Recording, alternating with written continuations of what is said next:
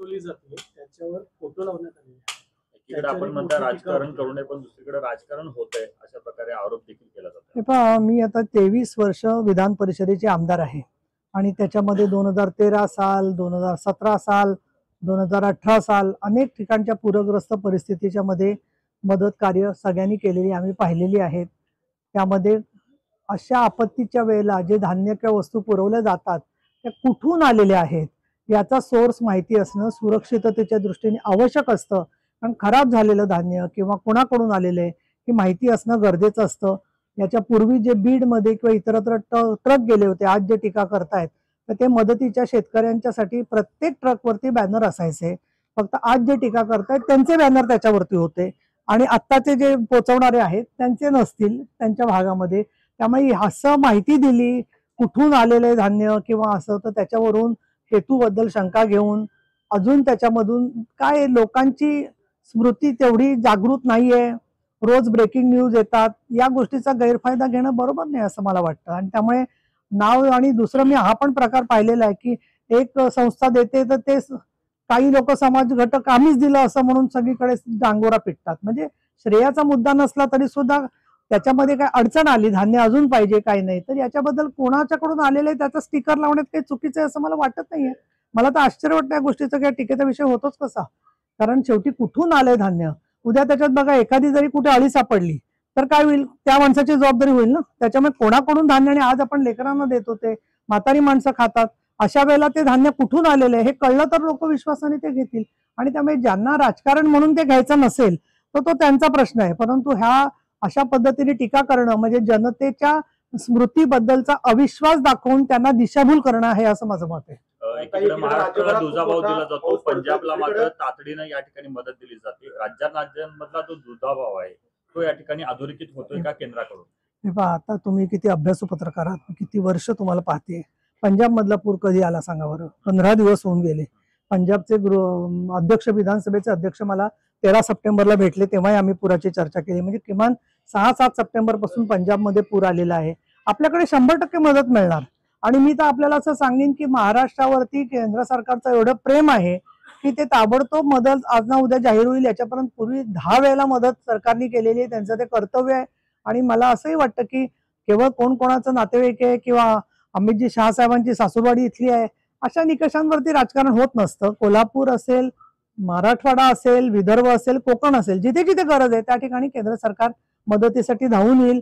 अजिबात महाराष्ट्राचं स्थान ध्रुव बाळासारखं आहे, कोणी त्याला हात लावू शकत नाही असं मला वाटतं. एकीकडे राज्यभरामध्ये खूप मोठी महापुराची परिस्थिती आहे, अनेक जण बेघर झालेले आहेत.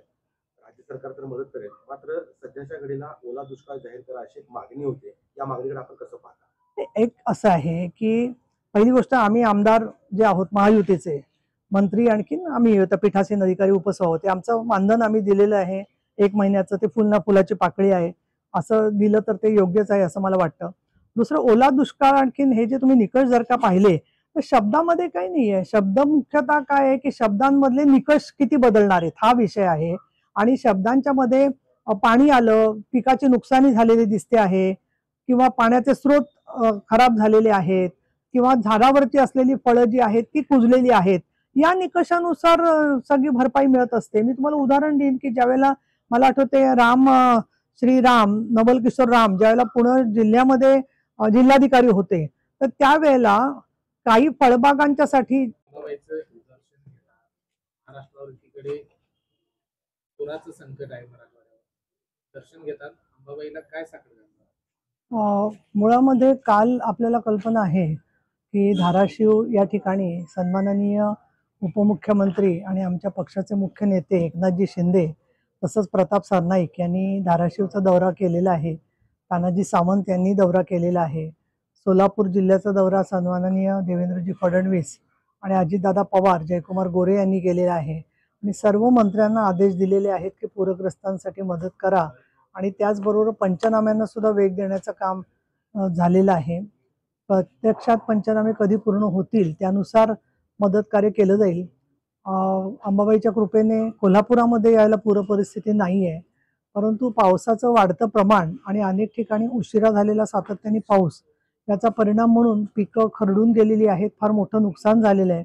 अशा परिस्थितीमध्ये सरकार सर्वार्थाने राज्य सरकार आणि केंद्र सरकार प्रयत्न करत असताना त्याच्यामध्ये राजकारण आणून कुठेतरी त्यामध्ये अजून गैरसमज वाढवणं हे काम विरोधी पक्षांनी करू नये असं माझं त्यांना आव्हान आहे. आणि अंबाबाईला मी हेच साकडं घातलेलं आहे की आपत्ती पुनर्वसन आणि त्याचबरोबर हवामान बदल याच्यामुळे आणि एकूणच संपूर्ण जगभर येणारा पूर आणि आपत्ती याच्यामधून तंत्रज्ञानाच्या माध्यमातून तो सोडवणं आणि अधिकाधिक शेतकऱ्याची सुरक्षितता कशी राहील हे बघण्याच्यासाठी म्हणून आपल्याला काही कार्यपद्धती करता आली तर त्या दृष्टीने आपल्याला तिने आशीर्वाद द्यावा हे म्हणणं आहे. तोपर्यंत ते पीक नष्ट झालेलं असतं, कष्ट गेलेले असतात माणसाचे. आपल्याला एक छोटंसं झाड लावलं असेल तुळशीचं, आणखीन ते जळून गेलं तरी वाईट वाटतं, डोळ्यात पाणी येतं. त्यामुळे शेतकऱ्यांची भावना अगदी योग्य आहे, त्याबद्दल काही शंकाच नाहीये. परंतु त्यांना रास्त प्रमाणामध्ये नुकसान भरपाई मिळणं हे आजच्या घडीला महत्वाचं आहे. पैशावरून जितके पैसे मागितलेले त्याच्यापेक्षा जास्त निधी देण्याची सरकारची इच्छा आहे. केंद्र सरकारची अजून मदत आली तर त्यानुसार सुद्धा देता येतील. आता एकीकडे म्हणतात की आता पूर ओसरत चाललेला आहे, असं असताना राज्य सरकारच्या मदतीकडे डोळे लावून बसलेले आहेत. काय टाइम बॉन्ड ठरवला आहे का किंवा काही चर्चा झालेली आहे का मुख्यमंत्री असतील उपमुख्यमंत्री असतील याच्यापर्यंत, आणि कधीपर्यंत ही नक्की मदत मिळेल असं काही शासनाकडे पैसे आहेत का? हे पहा, तुम्ही कोल्हापूरचा पूर सगळा स्वतः अनुभवलेला आहे, पाहिलेला आहे.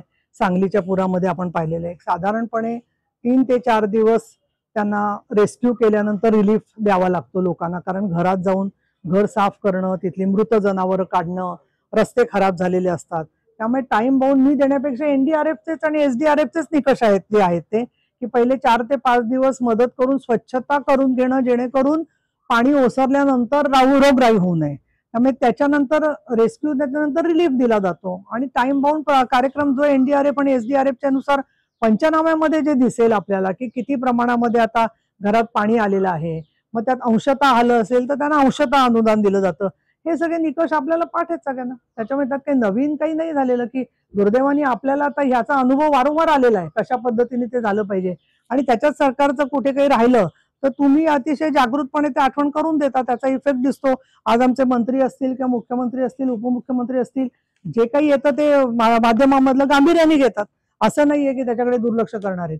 पण सगळे पंचनामे एकदा झाल्यावरती स्थिती जशी होईल तसं रिलीफचं काम चालू होईल. ठाणे जिल्ह्यात माझ्या रेंजचा मंत्री नाही अशा प्रकारची भूमिका गणेश नाईक मांडतात. कशाचा नाहीये? ठाणे जिल्ह्यात माझ्या रेंजचा नेता नाही. रेंज म्हणजे त्यांना फॉरेस्टची रेंज म्हणायची का? पण ती जनावरांसाठी वापरतात ना रेंज न. रेंजच पण मला वाटतं माणसांचा विचार करावा राजकारणामध्ये आपण. नाही, गणेश नाईक अतिशय सिनियर नेते आहेत. त्यांचं एखादं वाक्य बाजूला काढून आपण त्याच्याबद्दल काहीतरी गैरसमज पसरवणं मला योग्य वाटत नाहीये त्याच्यामध्ये. गणेश नाईक भेटले तर मी त्यांच्याशी नक्की बोलीन, पण ते माझ्याशी या विषयावर काही बोलणारच नाहीत. त्याच्यामुळे तुम्ही लक्ष वेधलं त्याबद्दल ठीक आहे, बोला. लडाखमध्ये सध्या आंदोलन चालू आहे. ते आंदोलन तरुण पिढी दिसते, त्यामुळे नेपाळचं वारं पुन्हा भारतात यायला सुरुवात लडाख. एक असं आहे, नेपाळची परिस्थिती आणि इथली परिस्थिती पूर्ण निराळी याच्यासाठी आहे की अनेक दिवस त्यांच्याकडे राजेशाही परत आली त्याच्याबद्दलची नाराजी आहे.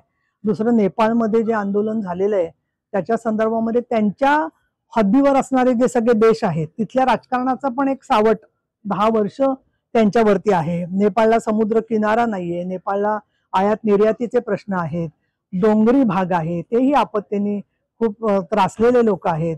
नेपाळी जनता तशी फार सहिष्णू आणि स्वभावाने गरीब लोक आहेत हे जे आहेत ते. त्यामुळे असे जे लोक वंचित असतात ते कुठल्या ना कुठल्या कारणामुळे तरुण मुलं ही नाराज असतात आणि स्वाभाविक आहे त्यांचं नाराज असणं. पण त्याला राजकीय स्वरूप होईल का नाही तर त्याच्यासाठी म्हणून आपण म्हणतो की तसं होईल असं काही लोक जे लोकशाहीवादी स्वतःला म्हणवतात ते अराजक होण्याची वाट बघतात आजच्या घडीला. म्हणजे त्यांनी उलट लोकशाही टिकावी म्हणून प्रयत्न जे काही केले तर आता शेवटी लोकांनी समजा एखादी हुकूमत नाकारली आणि एखादी हुकूमत स्वीकारली तर ती अराजकाने जाईल वगैरे असं बोलत राहणं म्हणजे मला असं वाटतं एकदम वैचारिक दारिद्र्य आणि दिवाळखोरी आहे सगळी जी आहे ती. आणि लडाखमध्ये जे काही घडतंय त्याच्यावर मी काही भाष्य आता यासाठी करणार नाही की मला त्याची कल्पना नाहीये. बऱ्याचशा आंदोलनातल्या कुठल्या शक्ती असतात त्याची माहिती काही काळाने स्पष्ट होते. काही बघा मणिपूरला वगैरे तर आंदोलन पत्रकारांनी जेव्हा पहिल्यांदा रिपोर्ट दिले तेव्हा कळलं की नक्की कुणामध्ये वैमनस्य चाललेलं होतं. त्यामुळे लडाखच्या बद्दल काही बोलण्याच्या पेक्षा मी जरूर असं म्हणेन की आमची जनता जी आहे सगळीकडची की जिल्हा परिषदा, महानगरपालिका आणि नगरपालिका निवडणुकीत ज्या चुरसीने, शांतपणाने आणि अगदी कोल्हापुरात तर अगदी मतदानाची टक्केवारी जास्तीत जास्त 99%, 95% अशी असते, अशी करून आपला आजही लोकशाहीवर विश्वास आहे. त्याच्यात परत एकदा शिक्कामोर्तब करेल आणि महायुतीला चांगलं यश मिळेल अशी आम्ही जे काम करतोय त्या आधाराने खात्री वाटते. महापालिकेची तयारी कशी चालू आहे? आता अजून मी त्या पदाधिकाऱ्यांशी बोलणार आहे, पण 50% आरक्षण एवढं तर नक्की आहे त्याच्यामध्ये. त्या दृष्टिकोनातून माझं लक्ष. महापालिकेचा विषय काढलात म्हणून आपण बघतो की धनंजय महाडिक यांनी भूमिका मांडली. 40 पेक्षा अधिक जागा म्हणतात, राजेश क्षीरसागर म्हणतात की 30-35 पेक्षा जास्त. राष्ट्रवादीला भोपळा राहतोय साधारण अशा प्रकारचे चित्र आहे. त्यामुळे हसन मुश्रीफ म्हणतायत की गरज लागली तर मग आम्ही 16 जाऊ. असं हे सगळं काही म्हणत असतील ना तरी सुद्धा ते प्रत्येक स्थानिक कार्यकर्त्याची मतं जी आहेत त्याचं प्रतिबिंब त्याच्यामध्ये पडत असतं. पण हे अतिशय सगळे सक्षम नेते आहेत आणि सगळेजण आपापल्या नेत्यांना मानतात, त्यांच्या शब्दामध्ये असतात. त्याच्यामुळे त्यातून अगदी चांगला तोडगा व्यवस्थित फडणवीस साहेब, त्याच्यानंतर माननीय शिंदे साहेब आणि माननीय अजितदादा मार्ग काढतील. पण एकदा ठरलेलं आहे की महायुती म्हणून लढायचं. आता ठरल्यावरती कशा पद्धतीने पुढे जायचं याच्याबद्दलच्या काही क्षण, काही निर्णय हे तुम्हाला सुद्धा आश्चर्यकारक वाटेल असे घडलेले दिसतील आणि मला असं वाटतं त्याचा आनंद होईल तुम्हाला. आता बऱ्यापैकी म्हणजे मान्यता दिलेली आहे तुम्ही, परंतु काही ठिकाणी विरोध होतोय. जनसुरक्षा कायद्याचे प्रचार आता चालू केले, याकडे कसं बघतो? असे आता ते नरके साहेब माझ्यावर फ्लाईटलाही होते इथे, त्यांच्याबद्दल आम्हाला आदर आहे. खूप वर्ष आम्ही बरोबर सगळे काम करतोय. त्यामुळे सगळ्यांची अशी इच्छा असते की सगळ्यांना एकत्रपणे सामावून घेऊ, सगळ्यांशी चांगले रिलेशन्स आहेत. आणि काय करणार? नाही, जनसुरक्षा कायद्याच्या संदर्भामध्ये जो निर्णय झाला सभागृहामध्ये जेव्हा तो कायदा मंजूर झाला त्याच्याबद्दल, जनसुरक्षा कायद्याच्या बद्दल बोलताय तुम्ही, त्याच्याबद्दल आता तो मंजूर झालेला कायदा. आणि त्याच्यामध्ये महत्वाचं म्हणजे की ज्या प्रकारनी परकीय किंवा वेगळ्या प्रकारचं जे लोक राजकारण मानतात त्यांना मदत करणाऱ्या सुप्त शक्ती जर का दिसत असतील तर कायद्याच्या चौकटीमध्ये जे योग्य आहे ते करत असताना न्यायालयाची व्यवस्था करण्यात आलेली आहे. त्यांनी मान्यता दिल्यानंतर मग त्या केसेस केल्या जाणार आहेत. त्याच्यामुळे आलं आणि पोलिसांनी धरल्या केसेस असं होणारच नाहीये. त्याची प्रक्रिया सुरू होईल. तर त्याच्यामध्ये प्रत्येक ठिकाणी जिथे अन्याय होत असेल तिथे दाद मागायची व्यवस्था आहे. परंतु आपण स्वतः लोकशाहीचे फायदे घ्यायचे आणि बाकीच्यांनी कसं लोकशाही तोडण्याच्यासाठी शस्त्र वापरायची या गोष्टीला राज्य सरकारचा विरोध आहे. तो योग्यच आहे, कारण शेवटी असे हजारो आयुष्य तरुणांची बर्बाद होत आहेत. त्यावेळेला त्यांची जबाबदारी कोण घेणार? आणि त्यामुळे जनसुरक्षा कायदा हा योग्यच आहे. मला तर असं माझी विनंती हात जोडून की त्या कायद्याचं इथल्या स्थानिक अभ्यासू आहेत सगळे लोक, त्यांनी नीट वाचन करावं. आणि आपण केवळ मवियाचे घटक आहोत म्हणून त्याला विरोध करायचा हे बरोबर नाहीये. आज गडचिरोली के तिकडे तुम्ही बघा, आयबीएनचे वगैरे सगळे पदाधिकारी तिथे काम करतायत वेगवेगळ्या चॅनेल्सचे, तर जीव धोक्यात घालून त्यांना काम करायची वेळ येते प्रत्येकाला. त्यामुळे याच्यासाठी म्हणून जेव्हा एखादा जनसुरक्षा कायदा आणलेला आहे तर तो सामान्य लोकांच्या हिताच्यासाठी असणाऱ्या अहिंसक आंदोलनांच्यासाठी तो नाहीये जनसुरक्षा कायदा. हे अगदी मी जनतेला सांगेन खास करून. ठीक आहे. शेवटचा पण आहे विरोधी पक्ष 6 महिन्याचं जे मानधन आहे ते देणार आहे. कुठेतरी आपल्या पुढे विरोधी पक्ष असं वाटत नाही का महापूरग्रस्तांना मदत करण्यासाठी? मुळामध्ये असं आहे की त्यांना काय करायचं तो त्यांचा प्रश्न आहे. आम्हाला जे योग्य वाटते ते आम्ही करतो आहे. आणि दुसरं असं की याच्यामध्ये सत्ता स्पर्धा असू नये असं मला वाटतं. मग उद्या काय होईल की प्रत्येक आमदारांनी रोज पुरात कसं पोहायचं याचं स्वतः स्पर्धा करायची, विहिरीत खाली उडी मारायची, या सगळ्या गोष्टी त्यांना शिकून घ्यायला लागतील हळूहळू असं मला वाटते अशा स्पर्धा करायच्या झाल्या तर. आज आपल्याला जनतेला मदत करण्याची हेतू आणि राज्य शासनाच्या मदतीने आपण जे काम करतोय त्याच्यामध्ये चांगलं वातावरण जेवढं राहील तेवढं करायचा प्रयत्न करावा असं मला वाटतं. त्यांनी 6 महिन्याचं काय, त्यांनी उरलेल्या 4 वर्षाचं जरी मानधन दिलं तर ते देऊ शकतात, ठरवू शकतात त्यांचं. माझं काही नकार नाही त्याच्यावर. शिवसेना आणि दसरा मेळाव्याचं एक समीकरण आहे. यंदाच्या दसरा मेळाव्याला दोन्ही ठाकरे शिवसेनेचं जे समीकरण आहे ते पूर्णपणाने एकनाथ शिंदे यांच्याशी जोडलं गेलेलं आहे. विधानसभेला ज्या प्रकारे 80 जागा लढवून 60 जागी कौल मिळाला, कोल्हापूरची जागा लोकसभेची गेली गेली गेली असं सांगत होते. त्याच्यामध्ये कशा प्रकारे ती माननीय शिंदे साहेबांनी कष्टातून निवडून आणली, त्याच्यानंतरही आमच्या जागा निवडून आल्या. आणि शिंदे गटाचं काय होणार याची जी लोकांना काळजी होती ती काळजी नष्ट झाली.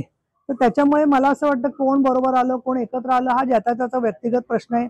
आमचा मेळावा जो आहे तो आझाद मैदानावर होणार आहे आणि कोणी कुठे एकत्र आलं तरी सुद्धा जो शिवसैनिक माननीय शिंदे साहेबांच्या बरोबर आणि आम्ही घेतलेल्या केंद्रीय NDAच्या आणि महायुतीच्या भूमिकेबरोबर आहे तो अविचल आहे.